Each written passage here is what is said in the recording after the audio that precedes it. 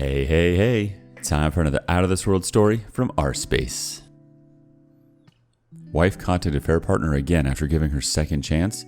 Now I'm surprising her with a divorce. Newly diagnosed nice guy here. Just started reading No More Mr. Nice Guy as a part of my personal recovery from finding out my wife was cheating 5 months ago. Details don't matter here, but she ended her affair and claims to want to work on things.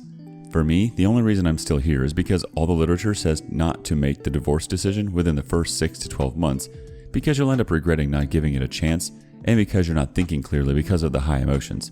Plus, I've been with her my entire adult life.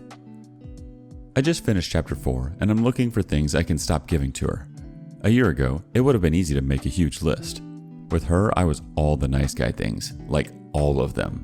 I gave everything I possibly could to her, even to the detriment of my job. Business owner.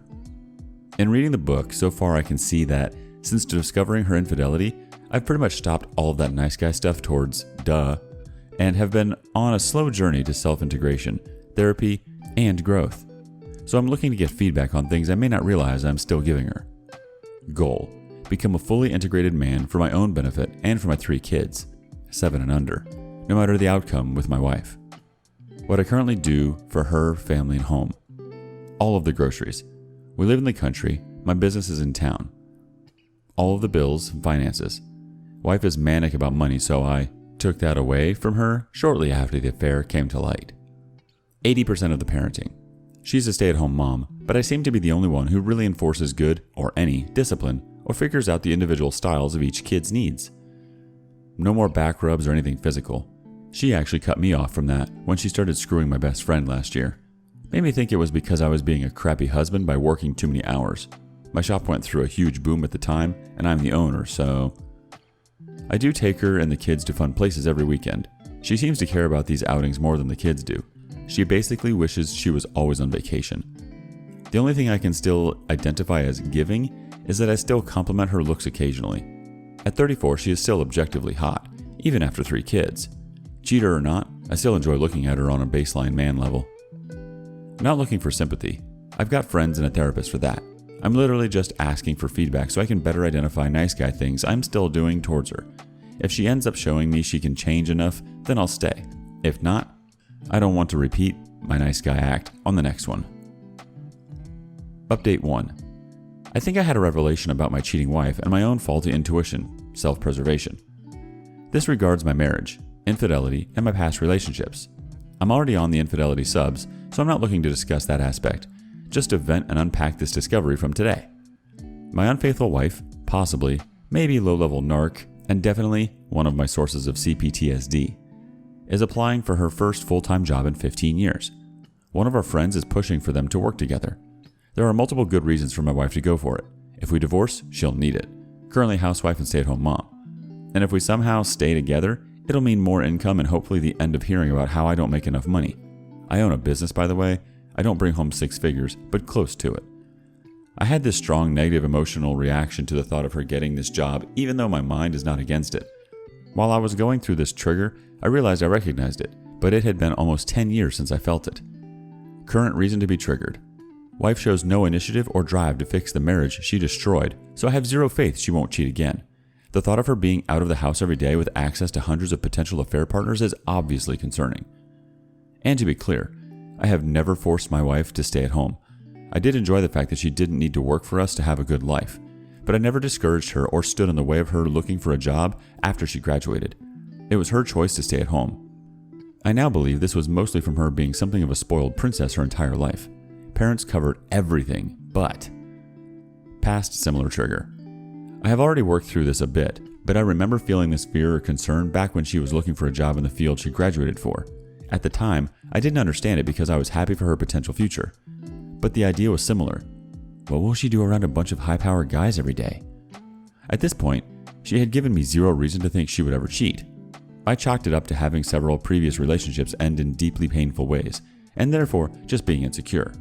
However, as I progressed through my trauma therapy and realized I am something of a narc magnet, I wonder if I didn't sense something off in our relationship even then, only a couple of years in. I have come to realize, more like been forced to acknowledge, that she has never really contributed very much to the us in our relationship. I have always been the one to drive the romance and connection, and even then only if she was in the mood to accept it. I also now know I have a ton of codependency issues stemming from childhood crap from a narc mother. So, while the current trigger is mostly understandable, given our situation, I'm trying to figure out if that past suspicion was a result of my earlier relationship wounds. It never lasts, they will always leave you, you can never trust them, or an unacknowledged, unrecognized warning from my subconscious about my eventually unfaithful wife. Additional factor. Since discovering the affair, which ended a few months ago, and yes, I have no doubt it's over for sure, she has said she didn't really want to go through with marrying me. She claims she did it because she didn't want to upset her family. She had no friends because she'd left them all back at college when she broke up with the ex. So again, I wonder if I sensed this all along but didn't know how to process it correctly. She never cheated until about a year ago. Discovered 6 months ago. Okay, done, because I feel like I'll ramble on forever if I don't stop. Update. Wife contacted affair partner again. Please give me all the divorce advice you can.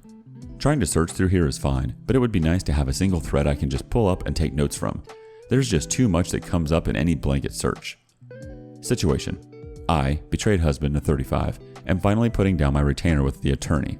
I've received hard proof she recently tried to contact the affair partner a few times. Cheating wife, 34, has no idea I'm doing this. Honestly, I don't think she really believes I'm capable of it, but I'm ready to go scorched earth as much as possible as far as finances and custody. The first thing I'm doing, on the advice of my attorney, is splitting the joint accounts in half to the penny and opening a separate account in my name only. Wife currently has no job, though she's been looking really hard for one.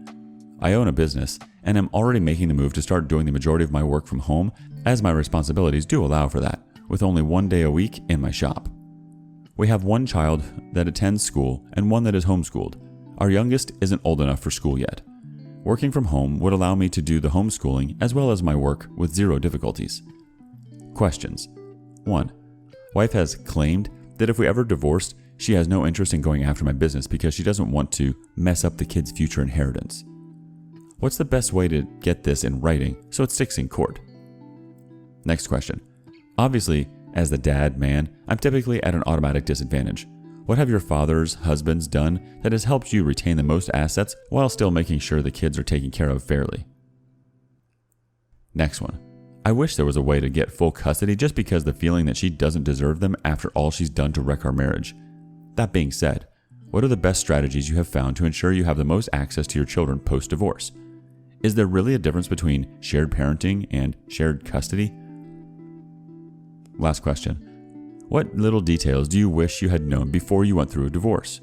Either in general or as a man father specifically. I'll divulge that I'm located in Ohio in the US, so if anyone has any pertinent advice for my state, that would be awesome. I need practical advice on gaining the most out of custody and assets. I don't want to destroy her or even be contentious if I don't have to. I just want to make sure I get the best outcome for myself and my children. Okay, time for comments. But before we do, there's one thing the OP forgot to add. I discovered her infidelity about 7 months ago and have been holding out some little hope for reconciliation. I set clear boundaries that if she ever contacted the other guy again, it would be automatic divorce. She made these contact attempts almost 2 months ago and has concealed it. The other guy, former best friend, sent me screenshots of his phone record showing her number, not just her name. He tried to tell me she was harassing him, but I didn't give an F. She attempted contact. Period. It's over.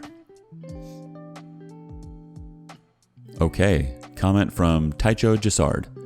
My thoughts on divorce. Accept the realities. Most likely the finances will be split 50-50. Don't spend money on trying to keep it. Just wait on the potential increase in earnings after the divorce. Don't make decisions out of anger, a sense of justice, or vengeance.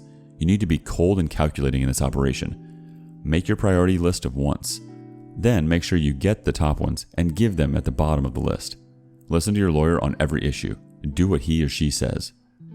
Custody should be shared 50-50. In this arrangement, you are more involved and there will be less child support. Not guaranteed. My ex-wife quickly moved away with the kids, so I could not gain 50-50 custody. So be prepared for that tactic. Keep the kids out of it. Even if your soon-to-be ex-wife tries to use them, it will turn your stomach to see her do it, but the kids will remember who was kind and supportive of them and who used them. If you have a mediated or non-contested divorce, it will be cheaper. If you go to trial, it will be more expensive. Judges most likely try to split trials 50-50 of the contested issues. So if you give more in mediation, you will have a split of what's left down the middle. There is no winning in the court. The winning is cutting her out of your life. The old joke goes like this: why are divorces so expensive? Because they're worth it. You will understand how true that is. Every hill you decide to die on will have a cost. Make sure you clearly understand that cost so you can make a clear cost versus reward decision. And lastly, listen to your lawyer on everything. Next comment comes from Killer Kamatis. Checked online. Ohio is mixed. You file at fault or no fault during divorce. Normally, this is done for child custody concerns. Historically, division of assets is normally fair at 50-50. It would be best that your soon-to-be ex-wife has to agree on certain conditions and division of assets and custody to ensure a smooth sailing divorce. No need for at fault in this situation. This is just a sample of what I read when checking on the status of divorce in your state. Good luck. Next comment coming from GolfFiend100. Your health and well-being are your biggest asset. It may not seem like it while you cut the check for half of your business, but it's critical. Talk to a therapist and bounce your ideas around. Get in the best shape of your life. It's like a transformation into the new man you're going to become and the new challenges you will face. You will be made out to be the bad guy no matter what. Accepting it by not letting others' opinions of you drag you down is key.